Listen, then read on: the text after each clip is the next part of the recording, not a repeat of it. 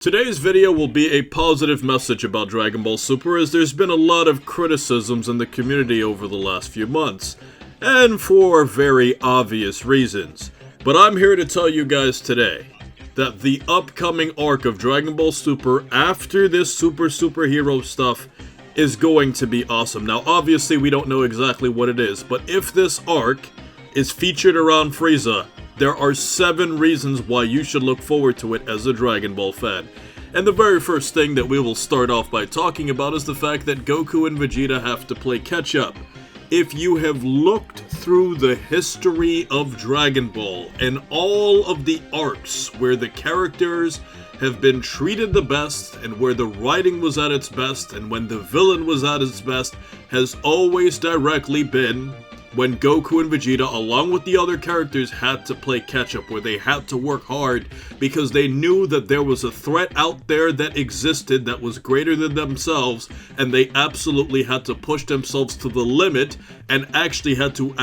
train for this upcoming villain itself. And even if you look at Dragon Ball Super and forget the previous Dragon Ball arcs that were better, if you look at the Zamasu arc, and if you look at the Tournament of Power,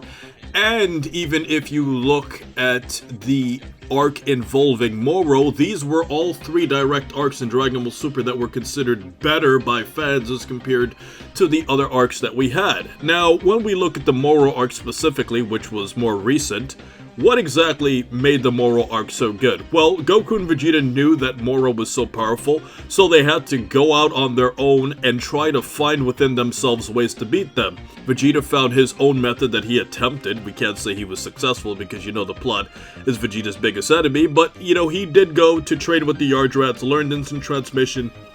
and figured out how to do spirit fission. And then when we compare this to Goku, when Goku was training with Mirrors, he obviously found better ways to control his Ultra Instinct. So as a result of this, you can see with absolute certainty that when Goku and Vegeta have to play catch-up, that's a good sign for Dragon Ball. The next is that Universe 7 has the strongest Universe 7 team ever. And by ever, we mean forever, because we have Goku, Vegeta, Gohan, Piccolo, Broly, Mirrors, if you still count him as part of the Dragon Ball universe, and even Granola. With these 7 characters assembled that all have their own unique powerful transformations and such, this is the strongest that Universe 7 has ever been, which definitely means that there will be a counter to Universe 7, and that whoever is going to face against Universe 7 is going to have a counter threat towards it, which directly means that this is probably going to be the absolute biggest threat that we have ever had in the history of Dragon Ball. And that directly takes me into number 3. Out of these 7 characters that we mentioned, Granola is still alive. Now,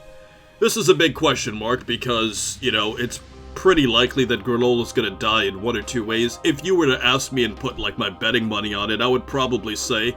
that Granola is probably going to die fighting against Frieza or sacrificing himself in some type of heroic way, since he's basically an ally to our main characters now. So as a result of that, or the fact that Granola can just simply die of age because, you know, he shortened his lifespan to get so strong, that puts us in a direct position where we have 7 characters that can contest Frieza, and considering the fact that Granola is still alive, and he still has his vendetta against Frieza specifically, gives us more reason to want to watch this arc, because if we say that the Granola arc was left unfinished, where it felt like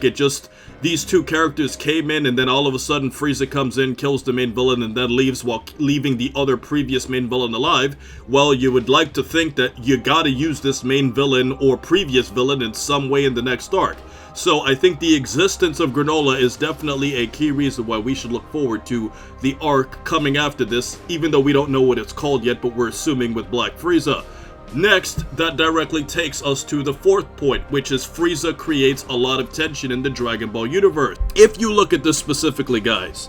Frieza has an entire empire that connects to a lot of different mini storylines, which is why, even though I feel like Cell is a better villain theoretically than Frieza, going back to when Cell originally came out in the Android arc many years ago,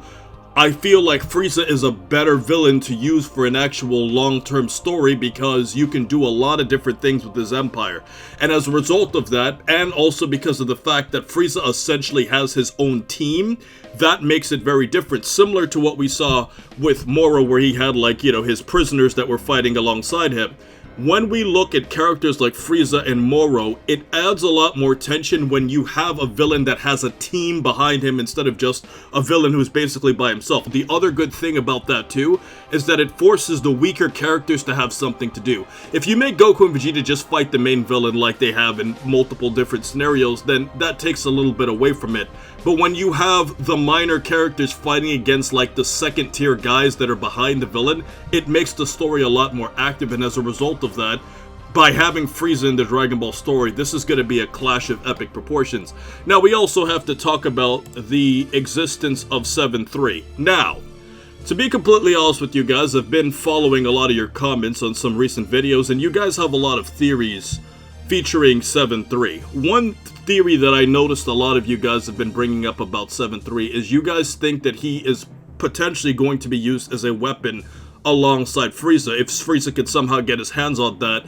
or on him specifically, then he could definitely be like a very serious threat. Or you could think about it from the perspective of maybe Universe 7 could get their hands on him, regardless of however the programming goes. The interesting thing about 7-3 is that if 7-3 were to join Universe 7's team, I have to admit, I think it would be way too overkill. So for the next upcoming arc, a lot of people are thinking he's going to work with Granola, but I just think that Universe 7 just has too much firepower, and giving 7-3 to a villain like the Frieza Force or any other type of next entity is going to just be simply awesome for the Dragon Ball universe. Now, moving on to our next point here, guys, we're going to talk about the Dragon Ball Unknown. One of the great things about this upcoming arc after Dragon Ball Super Hero, we assume, of course, is that we don't know exactly where the story is going to go from here on, because unfortunately Dragon Ball Super has been following sort of a rubric where they're trying to tie in all of these events before the end of Z, and they've created a whole bunch of, you know, contradictions and plot holes that I already explained in my video called 12 Ways that Dragon Ball Super Contradicts Dragon Ball Z. But to be more specific, if you're going to go into the Dragon Ball Unknown and go into the time period that would have theoretically have been Dragon Ball GT, even if you're saying GT doesn't exist, the time period that GT took place in, well then we don't know what to predict in Dragon Ball anymore, and that's awesome, because when you don't know how to predict what's going to happen in the story, and you don't have like a forced rubric telling you that the heroes are supposed to survive by force because Goku has to train Oob, then you're put in a situation where, well, we know the good guys always win, but I'm excited to not know what's going to happen. And last but not least, guys, we got to talk about the biggest point of all, and why this future arc, or why Dragon Ball Super is setting itself up for a lot of success. And this, my friends, is the involvement of the gods. If you saw my video on, you know, Frieza's plan to kill Beerus, you would know specifically that one of the awesome things about all of this is that because Frieza is so freaking powerful now, and if this was years ago when censorship standards were different, I would have used harsher language. If Frieza is this strong, where he makes Goku and Vegeta, who basically found new 2 transformations and just decimated them, granted they were fatigued already fighting against gas, but you get the point here. If Frieza is this strong, there's a good chance that it's going to involve the gods. And if Frieza's ambitions are what I think they probably are, where he wants to kill Beerus, this is really good for Dragon Ball. Because if Frieza's that powerful where the gods themselves have to get involved, we're probably never going to see a plot quite like this. I mean, granted, in the Zamasu arc we saw something like this, where obviously, you know, Goku Black basically, as Zamasu obviously, as Goku Black was just going around hunting all of the Supreme Kais. But if we have a situation where the gods of destruction and potentially even the angels have to break their neutral ways to assist our characters, that we're probably never going to see an arc like this ever again. The only thing is, I mean, obviously Zeno can just, you know, erase him from existence, which is obviously a bummer, because when you have a character that is literally that powerful in the universe, then, you know, at any moment's notice, any hero or any villain can just die. That kind of sucks. But we can definitely say that because of the gods and the existence and the fact that they might have usage against Black Frieza in the future, I feel like we as Dragon Ball fans have a lot to look forward to, and I'm very certain that they're gonna have to kill Frieza, because come on guys, you can't keep Frieza around forever. He's a villain that has to die, because if he dies it just adds a lot more clarity to the Dragon Ball universe, with him gone, especially if Vegeta truly wants to get his ultimate revenge that he will never get. So overall, those are the 7 reasons why you should look forward to Dragon Ball Super's next arc.